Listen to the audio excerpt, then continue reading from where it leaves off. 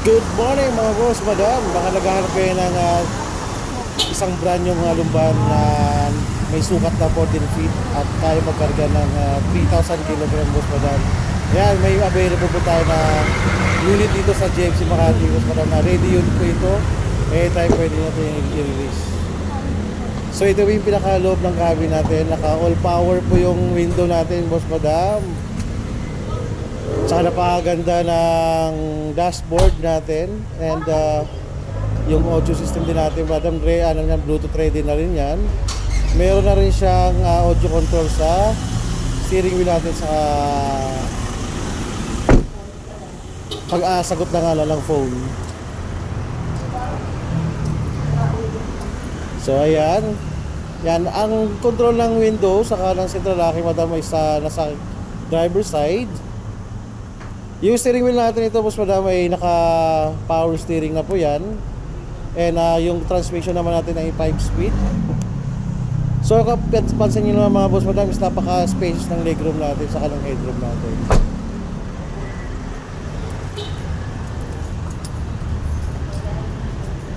Yung sukat naman ng body natin, madam, ay 10 feet 14 feet. Then yung height nito ay 5.5. Yung lapad naman ito ay 5.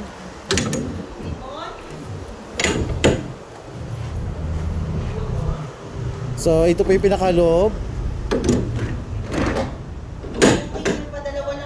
So kung gusto niyo rin magpa-customize, pwede naman tayo magpa-customize ng body. Kung sakali na gusto niyo magpa-customize ng may sarili kayong design and sukat, pwede rin tayo magpa-customize.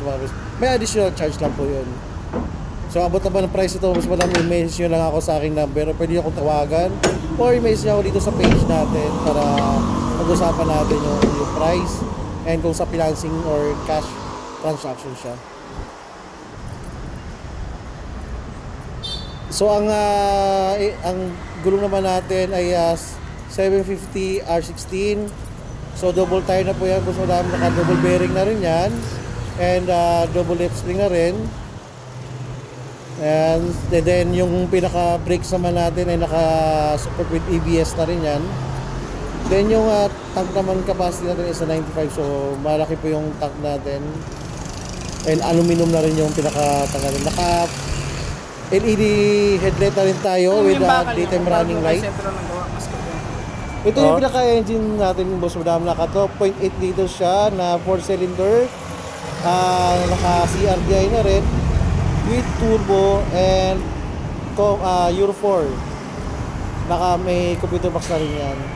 So ayan, sa mga interesado po, inquire na po kayo dito sa akin. Tawagan niyo po ang number and pwede kayo mag-message sa aking page